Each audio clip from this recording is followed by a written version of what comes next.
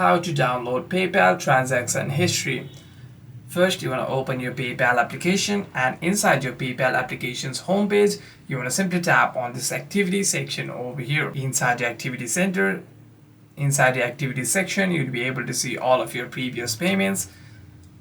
And if you want to download your transaction history, you want to simply tap on this settings looking icon over here at the top right of your screen. Inside settings, you'll be able to select your filter over here. You want to simply select your dates that you want to print out the details of and tap on apply over here. By doing so, you'll be able to see all of the filtered payments on that timeline. After that, you want to simply tap on this download option at the bottom right of your screen. Tapping download, you want to simply select your format over here and tap on download again. And by doing so, you would have successfully initiated your download of your transaction history on PayPal.